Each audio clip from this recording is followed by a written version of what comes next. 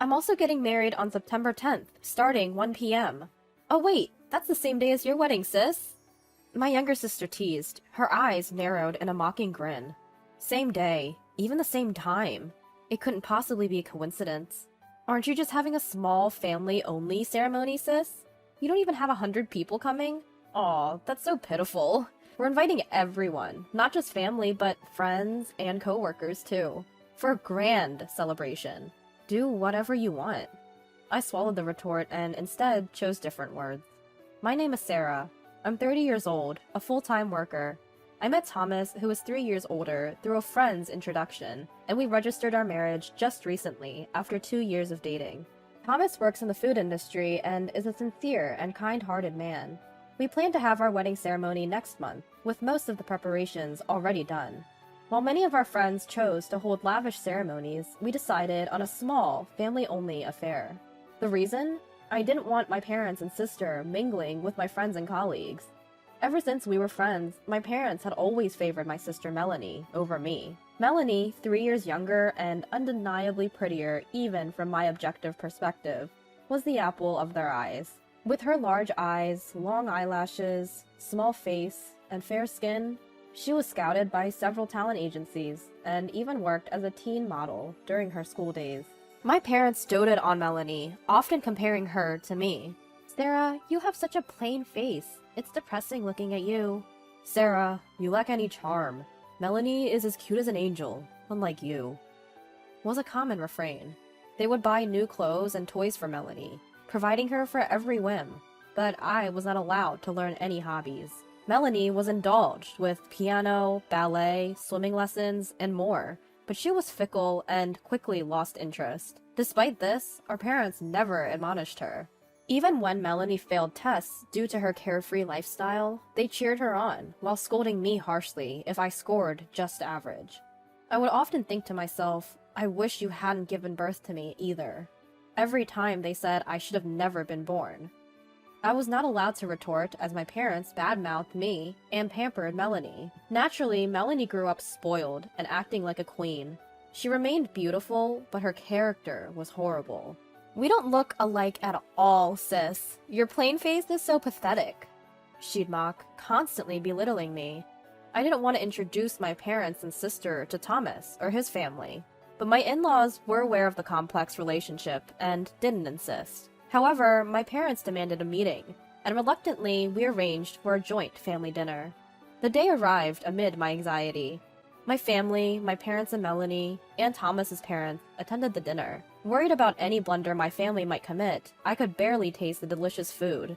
Despite the gathering being for my wedding, my parents showed no interest in Thomas. Even when we talked about how we met or our future life, they dismissed it with a mere, In contrast, they praised Melanie excessively when introducing her. Even when my in-laws tried to shift the conversation to me, my parents would deflect, saying, "Forget about her, let's talk about Melanie." Melanie chimed in, saying, "Mom, Dad, you two praising me too much." Well, there's nothing interesting to talk about, sis, anyway. As expected, but still distressing to see, my bizarre family dynamic played out in front of Thomas and my in-laws, causing their faces to stiffen. My family, having had their fill of food and talk of Melanie, left without even a congratulatory word for our wedding. I was stunned that they hadn't even congratulated me on my wedding, when Thomas gently put his arm around me. I heard some of it, but I never thought they would be this terrible. You've had it tough, Sarah. My in-laws then expressed their heartfelt gratitude. Sarah, we know you've been through a lot. We're so happy that you're a part of our family now. Please feel free to lean on us like real parents from now on. Their words warmed my heart. I thanked them and finally voiced something that had been on my mind for a while. I'm thinking about having a small, intimate wedding because my parents and sister are, well, as you've seen, unpredictable. I'm a bit concerned about what might happen if we invite acquaintances or friends. Would it be okay if we keep it just to close family? I asked my in-laws. Thomas had already agreed to this. My in-laws responded affirmatively. Of course. I let out a sigh of relief. So it was decided that we would have a small family-only wedding. However, as our wedding approached, I was hit with a shocking report. Unexpectedly, I received a call from my parents. Melanie is getting married. Her fiancé is at her house right now. You must come over. On arrival, I saw my parents, Melanie, and her fiancé. The man's face was familiar. Nice to see you, Sarah. I was surprised to find out you are Melanie's sister, he said. I'm surprised too, I replied. His name was Ethan Matthews. He worked for one of my company's business partners. When Melanie mentioned your name, I assumed you must be a different Sarah. I never thought you two could be sisters. You don't look alike at all, he sneered. This man had always looked down on me at work. Apparently, it was because I didn't have a college degree. My parents told me, you should work, not go to college. Unable to attend college, I joined the current company right after high school.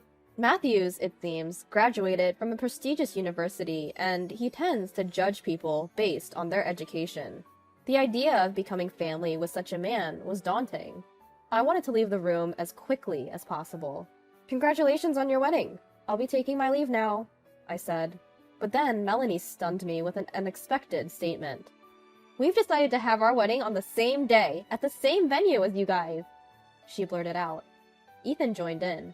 Our wedding is going to be grand compared to yours, he said, smirking.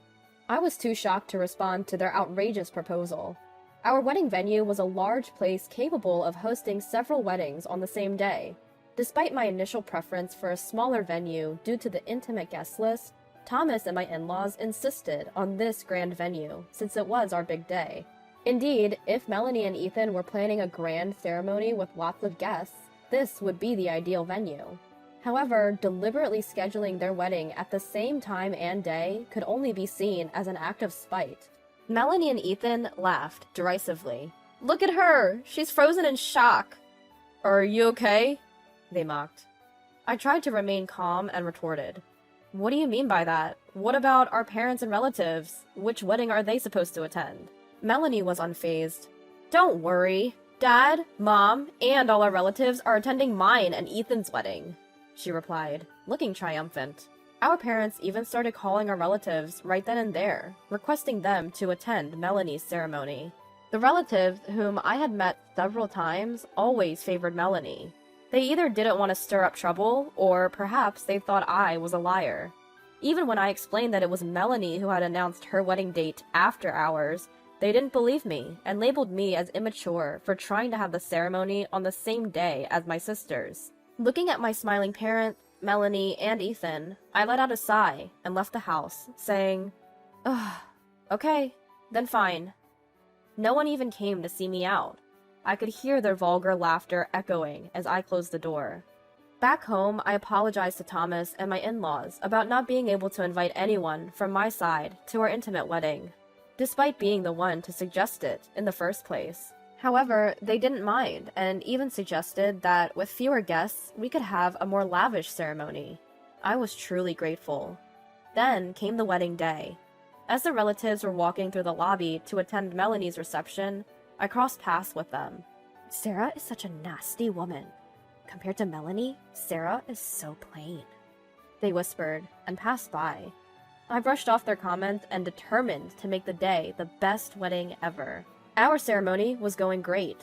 Thomas's talented relatives entertained us with various performances, creating a truly happy atmosphere.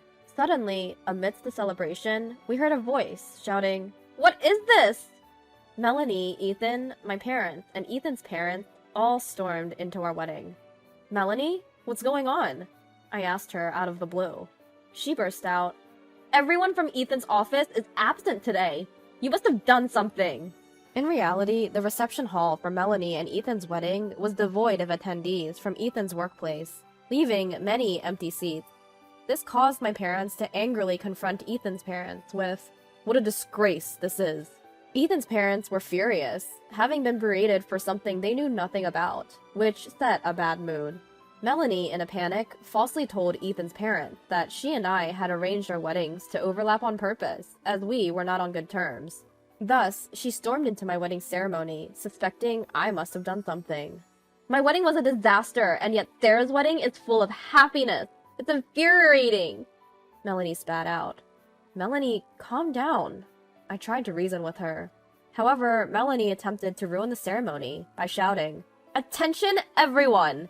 My sister Sarah is the worst person in the world. She has bullied me since I was a child. I tried to stop her. Melanie, stop this! But her tirade didn't halt. I'm much more beautiful in a wedding dress than she is. She's always been envious of my beauty, and she's just a gloomy, depressing woman. Melanie continued with her baseless accusations. Ethan joined in, agreeing with her. Exactly! Sarah is a high school graduate and totally useless. He went on. That's why you shouldn't hire high school graduates. I, on the other hand, graduated from a top-notch university and I'm super talented. I'm even buddies with the CEO, so promotion is a certainty. He still went on telling how he is great. However, when Ethan noticed my father-in-law seated at the groom's family table, his face turned pale. He had been boasting about himself and disparaging me, but now he was shaking in fear. Why is the CEO here? He mumbled in shock. Matthews, I'm disappointed in you, my father-in-law said with anger in his voice. Why is the CEO here? Ethan asked in a panic, to which my father-in-law replied, I am the father of the groom, Sarah's father-in-law. Ethan stood there, mouth agape in surprise.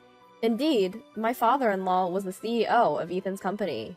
The reception venue for your wedding was next to ours, and before our ceremony started, I ran into your guests. I heard everything, how you intentionally overlapped our son's wedding, date, and time to it. The CEO voiced his anger. Ethan's invited guests had been terrified by the CEO's fury upon learning the truth, so they had fled. No, it's not what you think, sir. I had no idea. It was all Melanie's doing. Ethan desperately tried to explain. Melanie, however, looked at him in disbelief. There's no way I would ruin Sarah's wedding. She's an important client's employee. What I said earlier was just a joke. I didn't mean it. Ethan continued with his flimsy defense, only to be cut off by my father-in-law's command. Stop lying. I spoke with your colleague earlier. I heard about the derogatory remarks you've been making about Sarah. He informed Ethan, who searched for an excuse, but seeming to realize he was caught, hung his head. Sarah is an exceptional woman. She couldn't go to college due to her family's circumstances, but started working right after high school and has been striving every day since. She's been living a straight and honest life, despite her tough home situation. She would never judge or belittle someone based on their education, like you do. She's a very kind and wise woman. My father-in-law praised me, making me tear up. Sir, I deeply apologize for... Ethan started to say, only for my father-in-law to cut him off. You're apologizing to the wrong person. Apologize to Sarah, and don't you dare interfere with my son and his wife again. Understood? Yes, sir. Ethan was shaking like a leaf. Turning to me, he tearfully apologized. I'm really sorry. As I've had enough, please, just leave, I said. Melanie erupted. What is this turn of events? Why is this happening? Ethan yelled at Melanie. Shut up! I regret ever marrying you. What did you just say? Melanie turned red with anger. The two were squabbling and having a huge fight when shortly the venue staff came over and ushered Ethan and Melanie out. Their parents and in-laws, who had been watching in disbelief, also quickly left the venue. We, who were left behind, blew away the stunned atmosphere and resumed the joyous reception, which turned out to be quite a blast. I thanked my father-in-law, saying, Father, I was truly happy about what you said earlier. Thank you. My father-in-law smiled warmly and said, I apologize for my subordinate's behavior. And again, thank you, Sarah, for bearing my son. Please, let me know if you're ever in trouble. Later, Ethan was apparently nervous about being disciplined for this incident, but since it wasn't a work-related incident, there were no demotions. However, Ethan, who had been acting submissive in front of my father-in-law because he wanted to advance his career, ruined everything when his true nature was exposed. He was no longer able to speak to my father-in-law about anything other than work, and he was demoted to being just another employee.